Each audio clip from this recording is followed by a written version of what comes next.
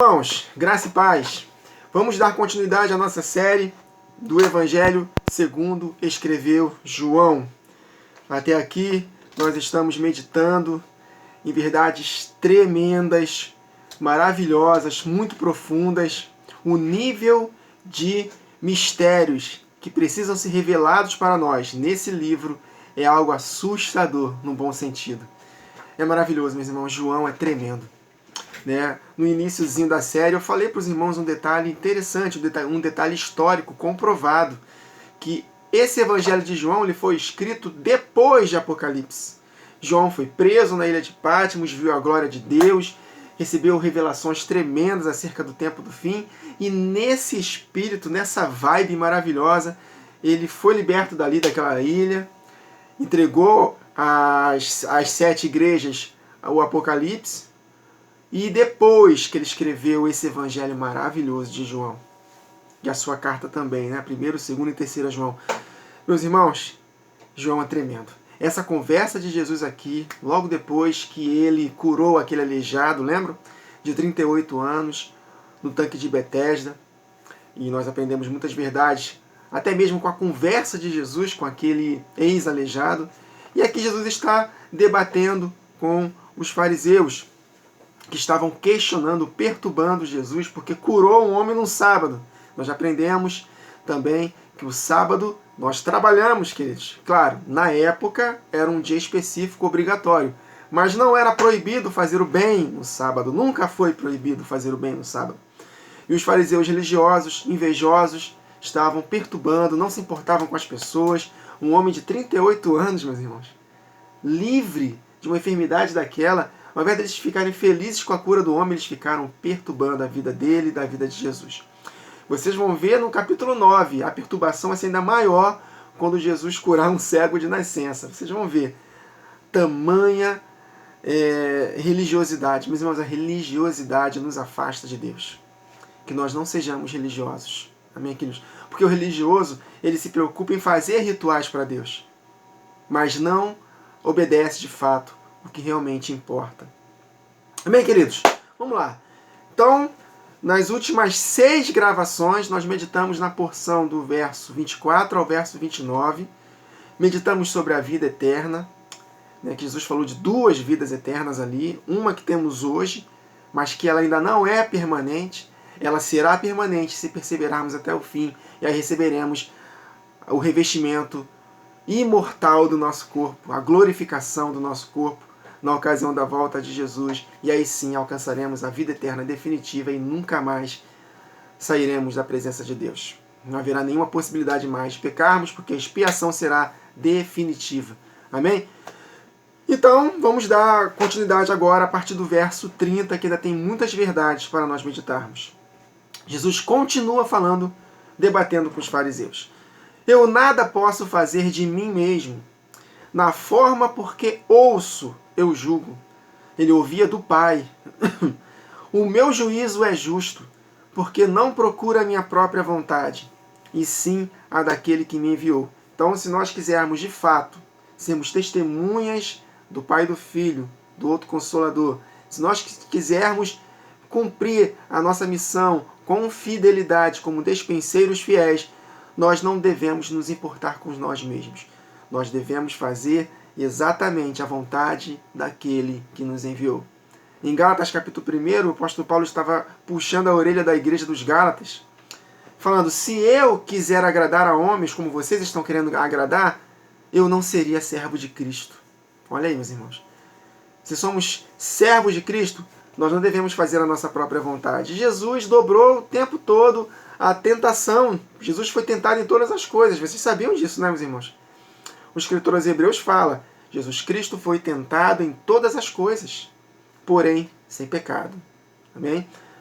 Mas nós também somos tentados, e por isso que ele pode nos socorrer nas nossas tentações. Mas para isso, nós devemos estar em comunhão com ele. Aleluia! Comunhão com Jesus é com a sua palavra, meus irmãos. É ela que ilumina o nosso caminho e não nos faz tropeçar. Amém? Então, por isso Jesus falou, o meu juízo é justo, porque eu não faço a minha própria vontade, mas sim daquele que me enviou. Se Jesus fizesse a vontade dele, ele não cumpriria a missão. Porque no Getsêmani, Jesus pediu por 3 vezes para que o Pai tirasse dele aquela missão, aquele cálice de levar a cruz, de morrer na cruz. De acordo com a vontade de Jesus, ele teria desistido. Mas o que Jesus falou? Não seja feita a minha vontade, mas a sua vontade. Jesus se entregou à vontade do Pai. E que nós possamos nos entregar à vontade do outro Consolador, que é o Pai e o Filho unidos. Assim como o Pai enviou a Jesus, Jesus envia a nós. A nossa vida está escondida com Cristo em Deus. Ninguém vem ao Pai a não ser por Jesus. Se temos o Filho, nós temos o Pai. Então nós temos uma missão e nós devemos vencer todas as tentações da nossa carne. E Satanás, ele é mestre em promover circunstâncias para poder nos fazer desistir. Mas que nós possamos permanecer firmes nessa nossa missão. Amém, queridos? No capítulo 4 de João nós meditamos. Qual é a nossa missão? Qual é a missão que Jesus teve fazendo a vontade daquele que o enviou, cumprir a sua missão, cumprir a sua obra? Uma comida que os discípulos ainda não conheciam. Qual é a nossa comida, meus irmãos? Fazer a vontade de Deus. E o que é fazer a vontade de Deus? Pescadores de homens. Estamos aqui na missão de edificar vidas, de salvar vidas também. Então nosso foco são pessoas. Quando o apóstolo Paulo fala em 1 Coríntios 9, ai de mim se não pregar o Evangelho, ele fala num contexto de que ele se fez escravo de todos para ganhar o maior número possível de pessoas. Ele corria não sem meta, mas com meta, para alcançar o prêmio. Todo atleta se domina para alcançar uma coroa corruptível, mas nós devemos nos dominar, meus irmãos, disciplinar, batalhar para alcançarmos uma coroa incorruptível e, dentro do mesmo contexto, ganhar pessoas para Cristo. Então a nossa corrida, meus irmãos, é ganhar pessoas. Por isso que quem ama, cumpre a lei. Se eu estou focado em amar as pessoas, em fazer o bem a elas, em edificar vidas, me preocupando em ganhar pessoas, estou cumprindo a lei. Porque quem ama a Deus vai amar o seu próximo, porque Deus enviou o seu Filho ao mundo por nós, queridos. A paixão de Deus são pessoas. Por isso que é inadmissível nós não amarmos as pessoas. É inadmissível nós não amarmos os nossos inimigos, porque Jesus deu sua vida, ele sofreu. Ele, por causa da alegria proposta, ele suportou a cruz. Por causa de nós, que éramos pecadores, éramos seus inimigos, Jesus morreu. E na hora da cruz, de forma injusta, ele estava sendo morto lá. Qual foi a oração que Jesus fez? Pai, perdoa-lhes, porque eles não sabem o que fazem. É claro que eles só serão perdoados, ou foram perdoados, se arrependeram. Obviamente, nós sabemos que boa parte não se arrependeu, porque está profetizado em Apocalipse que Jesus voltará com as nuvens, todo olho verá, até mesmo aqueles que os traspassaram. Então, meus irmãos, nossa vida ela precisa ser pautada por uma missão.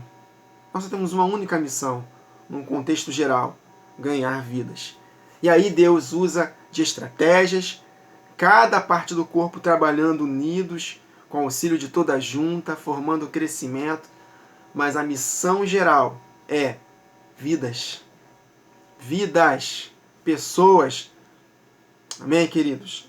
Amai os vossos inimigos, fazei o bem a quem vos persegue, porque Jesus fez isso, porque o Pai enviou seu Filho para morrer por nós, desgraçados, pecadores, inimigos de Deus, afastados dele, mas ele nos deu essa oportunidade. Se não fosse por intermédio da cruz, nós não teríamos a oportunidade de sermos um só Espírito com o Senhor. Meu Deus, que plano maravilhoso, meus irmãos. Amém, queridos? Glória a Deus. Deus está falando. Não planejei falar nada disso, mas Deus está falando ao nosso coração. Quem tem ouvidos, ouça. Verso 31.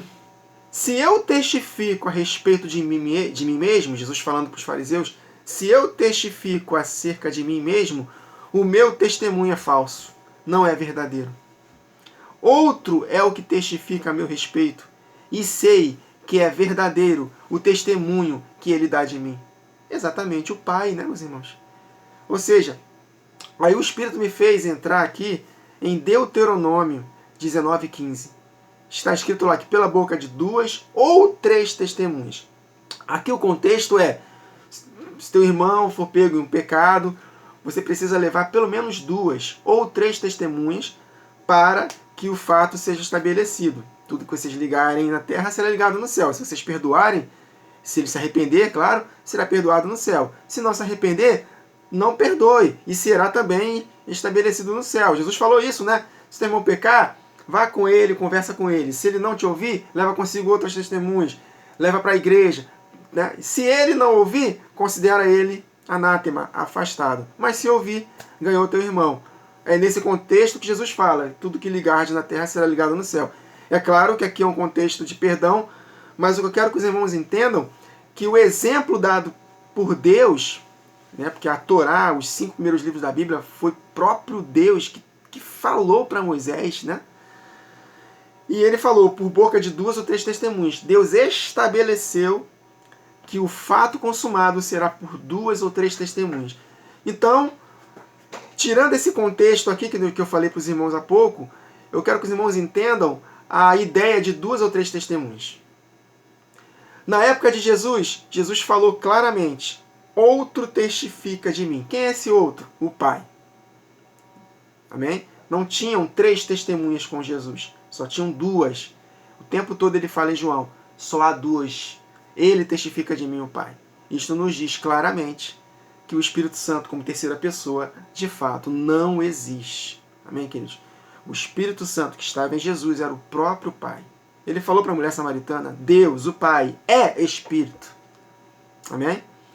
E o apóstolo Paulo até fala isso de novo, né? Em 2 Coríntios, capítulo 3, verso 17. O Senhor é Espírito. E onde está o Espírito dele, do Senhor? Ali a liberdade. Está falando de Jesus, mas é claro que Jesus está unido ao Pai. Jesus foi restabelecido com a glória que ele tinha com o Pai antes da fundação do mundo, depois que ele ressuscitou dentre os mortos. Por isso que o outro Consolador é o Pai e o Filho unidos. Na época de Jesus, o único Espírito Consolador era o Pai que estava nele. Hoje é o Pai juntamente com o Filho unidos. Por isso que Jesus falou, outro Consolador. Né? Era diferente, se é que podemos dizer assim, no que estava nele. Jesus não jogou por usurpação ser igual a Deus, se esvaziou e ficou totalmente dependente do Espírito Santo, do Pai. Hoje, Jesus, quando foi ressuscitado dentre os mortos, ele voltou com a glória que ele tinha com o Pai, todo o poder foi dado a ele. Hoje, em Cristo Jesus, habita corporalmente toda a plenitude da divindade. Então, o Pai, não o Pai sozinho, mas unido com o Filho, habita em nós. Por isso que é um outro Consolador. Amém, queridos? Então, por boca de 2 ou 3 testemunhas. Então, Jesus, na época de Jesus, era só ele e o Pai, as 2 testemunhas. E quem é essa terceira testemunha, Wagner? A igreja. Amém, queridos? Ao longo da série, nós vamos meditar mais. Jesus fala mais sobre isso em outros capítulos. Aí nós vamos meditar mais acerca de 2 ou 3 testemunhas, falando acerca do Pai e do Filho, as 2 testemunhas, e a terceira testemunha, a igreja. Vós sois as minhas testemunhas, e sereis as minhas testemunhas, tanto em Jerusalém, como em Judéia, Samaria, até aos confins da terra. E Jesus se apresenta para as igrejas do Apocalipse como testemunha fiel e verdadeira. E quem tem o Filho tem o Pai. Olha aí as 3 testemunhas. Por boca de 2 ou 3 testemunhas, todo fato será estabelecido. O Pai e o Filho já garantem a promessa. Então precisa da terceira testemunha para que todo fato seja estabelecido. Amém, queridos? Ele conta conosco nessa missão. Enfim, então aqui nesses versos 30 e 31, Jesus estava falando para os fariseus que ele não fazia por si só. Ele foi enviado pelo Deus que eles diziam conhecer. O Deus que eles falavam que era pai deles, que Jesus fala no capítulo 8 que na verdade não era o pai deles. O pai deles era o diabo, porque o diabo peca desde o princípio e eles estavam andando em pecados. Mas estavam tentando se garantir naqueles rituais lá do templo. Mas Jesus nunca ele nunca gostou, ele nunca amou nunca agradou a Deus aqueles rituais. Em Jeremias 7 ele fala: nunca me agradei em sacrifícios de animais, rituais, nada disso. Eu só quero que vocês façam uma coisa, obedeçam meus mandamentos. Esses rituais eu estabeleci como lei, como ordenança, até o cumprimento, que é Jesus Cristo. Jesus Cristo é o cumprimento desses ritos cerimoniais. Lembra que o apóstolo Paulo fala isso em Gálatas? Esses rituais, essa lei foi apenas um aio, um condutor até Cristo. Cristo é a realidade. Então não precisamos mais desse aio. Amém, queridos? Não precisamos mais nos circuncidar, praticar aqueles rituais todos. E da mesma forma, hoje em dia, tem rituais também nas igrejas. Quais são os rituais? Servir na igreja. Se você é músico, você toca ou você canta. Serve a ceia, né? Fica na portaria. Na hora do louvor você levanta as mãos, canta. São rituais. Se você faz de coração, Deus aceita. Mas se nós fizermos esses rituais, mas não de fato obedecermos aos 10 mandamentos, não vai valer de nada. Se nós fazemos todos esses rituais achando que seremos salvos pelo simples fato de não faltarmos um culto, de servirmos na igreja, mas se na nossa vida nós estamos andando em práticas de pecados, sem arrependimento, esses rituais não vão agradar a Deus. Conseguem compreender? Captar? Amém, meus irmãos? Não estou conseguindo mais ir adiante. O Espírito sempre me agarra, ele sempre me inspira a falar. Eu não tenho pressa de terminar essa série não, meus irmãos. Eu já gravei essa série de João um tempo atrás pelo WhatsApp. Antes de abrir um canal, eu gravava praticamente todos os dias, nas horas do meu almoço aqui do trabalho, na rua mesmo, andando, gravando no WhatsApp. E eu gravei essa série de João. E essa série, se não me engano, durou 156 partes. Então eu tô achando que vai durar mais ou menos isso aqui no canal. Mas não se cansem com a série, porque eu já falei isso para os irmãos, cada gravação tem uma mensagem de Deus especial para a gente. E ainda que eu estivesse sendo repetido o tempo todo, a palavra de Deus não pode nos cansar, porque são palavras de vida eterna. Eu sempre dou esse exemplo. O Senhor é meu pastor, nada me faltará. Estou cansado de ouvir esse texto. Mas se nós meditarmos nesse texto, por ser vida, a palavra de Deus é vida eterna, ele vai renovar o seu coração naquele momento. Uma palavra que a gente ouve o tempo todo. Né? O Senhor é meu pastor, nada me faltará. Mas é a palavra de Deus. Por isso que o apóstolo Paulo em Filipenses 3 fala: repetir para vocês as mesmas coisas não é cansativo para mim, mas é uma segurança para vós. Então nunca se cansem da palavra de Deus, queridos. Valorize cada palavra dita aqui. Amém? Ainda que eu esteja repetindo o tempo todo. E isso aí é uma estratégia que Deus me deu já há um tempo. Wagner, repita. Pode repetir à vontade. Porque isso é bom, porque vai fixando cada vez mais na nossa mente. Amém? Meu Deus, vamos lá. Então, vou ler de novo os versos 30 e 31. Eu nada posso fazer de mim mesmo, na forma porque ouço eu julgo, ou ouvi do Pai. O meu juízo é justo, porque não procuro a minha própria vontade, sim a daquele que me enviou. Se eu testifico a respeito de mim mesmo, o meu testemunho não é verdadeiro, porque é por boca de 2 testemunhas, no mínimo, ou de 3 testemunhas, que nós estamos aprendendo aqui, que somos nós. Verso 32. Outro é o que testifica a meu respeito, e sei que é verdadeiro o testemunho que ele dá de mim. Amém, queridos? Então vamos ler 1 João capítulo 5. Olha só o que Jesus falou a partir do verso 10. Né? Jesus é o Espírito que inspirou os apóstolos a escreverem o Novo Testamento. Né? Se recebemos o testemunho dos homens, o testemunho de Deus é maior. Porque o testemunho de Deus é este, de seu filho testificou. Tá vendo? João está provando que o Pai testificou acerca do Filho. Não tem mais outra testemunha ali. Não tem o Espírito Santo como terceira pessoa, meus irmãos. É só Pai e Filho. O livro de João é checkmate de que a doutrina da Trindade ela é heresia. Assim, não nos deixa nenhuma sombra de dúvidas. O livro de João é checkmate. O livro de João, as cartas de João, eles decretam claramente que só existem Pai e Filho na divindade. Então ele fala, se recebemos o testemunho dos homens, o testemunho de Deus é maior, porque o testemunho de Deus é este, que de seu Filho testificou. Quem crê no Filho de Deus em si mesmo tem o testemunho. Olha a terceira testemunha, né? Quem a Deus não crê, mentiroso o faz, porquanto não creu no testemunho que Deus de seu Filho deu. E o testemunho é este, que Deus, o Pai, nos deu a vida eterna. Olha, meditamos sobre a vida eterna nas últimas 6 gravações. E esta vida está em seu Filho. Olha aí, só fala do Pai e do Filho, né, meus irmãos? Quem tem o Filho tem essa vida eterna. E quem não tem o Filho de Deus não tem a vida eterna. Por isso que em João, capítulo 17, está escrito lá no verso 3, a vida eterna é esta, Jesus orando, a vida eterna é esta, que creiam em Ti, Pai, e naquele que o Senhor enviou. A vida eterna, meus irmãos, é conhecer o Pai e o Filho. E o anticristo, ele nega exatamente os dois da divindade, o Pai e o Filho. Não é isso que esse mesmo João aqui na carta fala? O anticristo é aquele que nega o Pai e o Filho. Ele poderia dizer, né? O anticristo é o que nega o Pai, o Filho e o Espírito Santo. Pai, Filho, Espírito Santo, amém. Né? Não, não. É só o Pai e o Filho. O Espírito Santo é algo que procede deles. Amém, queridos? Então a vida, ou o sopro de vida, é o Espírito de Deus, o Pai e o Filho. Amém, queridos? Eu vou terminar aqui. Eu estou tentando cuidado para não dar prosseguimento e não conseguir terminar. Já estamos com quase 22 minutos.